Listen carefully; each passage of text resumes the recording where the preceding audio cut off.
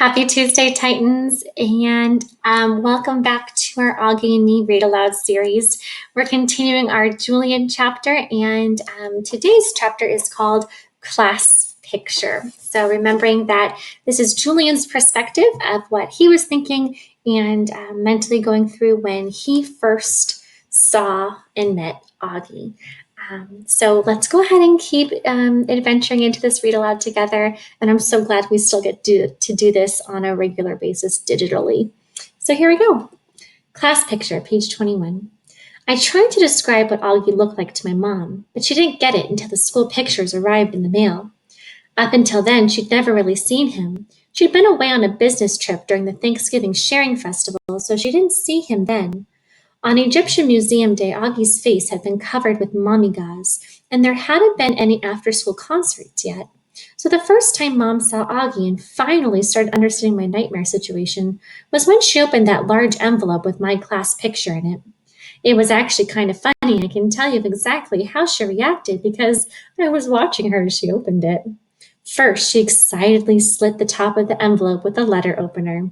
Then she pulled out my individual portrait. She put her head on her chest. "Aw, Julian, you look so handsome," she said. "I'm so glad you wore that tie Grandmère sent you." I was eating some ice cream at the kitchen table and just smiled and nodded at her. Then I watched her take the class picture out of the envelope. In lower school, every class would get its own picture taken with its own teacher. But in middle school, it's just one group picture of the entire fifth grade. So 60 kids standing in front of the entrance to the school. 15 kids in each row, 4 rows. I was in the back row, in between Amos and Henry. Mom was looking at the photo with a smile on her face. "Oh, there you are," she said when she spotted me. She continued looking at the picture with a smile on her face. "Oh my, look at how big Miles got," she said. "And is that Henry? He looks like he's getting a mustache. And who is—" And then she stopped talking. The smile on her face stayed frozen for 2 seconds or so, and then her face slowly transformed into a state of shock. She put the photo down and stared blankly in front of her. Then she looked at the photo again. "This is the kid you've been talking about?" she asked me. Her voice had completely changed from the way it sounded moments before. "I told you," I answered. She looked at the picture again. "This isn't just a cleft palate," she said. "No one ever said it was just a cleft palate," I said to her. "Mr. Tushman never said that." "Yes, he did on the phone that time." "No, Mom," I answered her. "What he said was facial issues, and you just assumed that he meant cleft palate. But he never actually said that." "I could swear he said the boy had a cleft palate," she answered. "But this is so much worse than that." She really looked stunned. She couldn't stop staring at the photo. "What does he exactly have? Is he developmentally delayed? He looks like he might be." "I don't know," I shrugged my shoulders. "Does he talk okay?" "He kind of mumbles," I answered. "He's hard to understand sometimes." Mom put the picture down on the table and sat down. She started tapping her fingers on the table. "I'm trying to think of who his mother is," she said, shaking her head. "There are so many new parents in the school. I can't think of who this might be. Is she blonde?" "No, she has dark hair," I answered. "I see her at drop-off sometimes." "Does she look like the son?" "Oh, no, not at all," I said. I sat down next to her and picked up the picture, squinting at it so my eyes wouldn't see it too clearly. Auggie was in the front row, all the way to the left. "I told you, Mom. You didn't believe me, but I told you." "It's not that I didn't believe you," she answered defensively. "I'm just kind of surprised. I didn't realize it was this severe." "Oh, I think I know who she is, his mom. Is she very pretty, kind of exotic, has dark wavy hair?" "What?" I said, shrugging. "I don't know. She's a mom." "I think I know who she is," answered Mom, nodding to herself. "I saw her on Parents' Night. Her husband's handsome, too." "I have no idea," I said, shaking my head. "Oh, those poor people," she put her hand over her heart.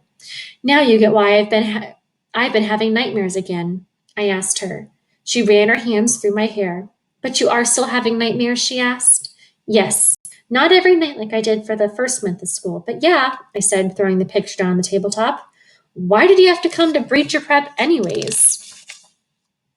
I looked at Mom, who didn't know what to say. She started putting the picture back into the envelope. "Don't even think of putting that in my school album, by the way," I shouted loudly. "You should just burn it or something." "Julian," she said. Then out of the blue, I started crying. "Oh, my darling," said Mom, kind of surprised. She hugged me. "I can't help it, Mom," I said through my tears. "I hate that I have to see him every day." That night I had the same nightmare I've been having since the start of school. I'm walking down the main hallway and all the kids are in front of their lockers staring at me, whispering about me as I walk past them. I keep walking up the stairwell until I get to the bathroom, and then I look in the mirror. Then I see myself though. It's not me I'm seeing, it's Auggie. And then I scream. Photoshop. The next morning, I overheard Mom and Dad talking as they were getting ready for work.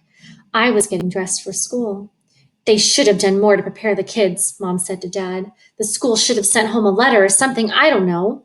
"Come on," answered Dad. "Saying what? What can they possibly say? There's a homely kid in your class? Come on." "It's much more than that. Let's not make too big a deal about this, Melissa." "You haven't seen him, Jules," said Mom. "It's quite severe. Parents should have been told. I should have been told, especially with Julian's anxiety issues." "Anxiety issues," I yelled from my room. I ran into the other room. "You think I have anxiety issues?" "No, Julian," said Dad. "No one's saying that." "Mom just said that," I answered, pointing out to him. "I just heard her say anxiety issues. So, you guys think I have mental problems?" "No," they both said. "Just because I get nightmares?" "No," they yelled. "It's not my fault he goes to my school," I cried. "It's not my fault his face freaks me out." "Of course it's not, darling," said Mom. "No one's saying that. All I meant is that because of your history of nightmares, the school should have alerted me. Then at least I would have known better about the nightmares you're having. I would have known what triggered them." I sat down on the edge of their bed. Dad had the class picture in his hands and had obviously just been looking at it. "I hope you're planning on burning that," I said, and I wasn't joking. "No, darling," said Mom. "We don't need to burn anything. Look what I've done." She picked up a different photo from the nightstand and handed it to me to look at. At first, I thought it was just another copy of the class picture, but it was exactly the same as the class picture Dad had in his hands, and everything in it was exactly the same. I started to look away in disgust, but Mom pointed to a place in the photo, the place where Auggie used to be. He was nowhere in the photo. I couldn't believe it. There was no trace of him. I looked at Mom, who was beaming. "The magic of Photoshop," she said happily, clapping her hands. "Now you can look at this picture and not have to have the memory of a fifth grade tarnished," she said. "That's so cool. How'd you do that?" "I've gotten pretty good at Photoshop," she answered. "Remember last year how I made all the skies blue in the Hawaii pictures?" "You would have never have known it rained that day," and answered Dad, shaking his head. "Laugh if you want," said Mom, "but now when I look at these pictures, I don't have to be reminded of the bad weather that almost ruined our trip. I can remember it for the beautiful vacation that it was," which is exactly how I want you to remember your fifth grade year at Beecher Prep. Okay, Julian? Good memories, not ugly ones. "Thanks, Mom," I said, hugging her tightly.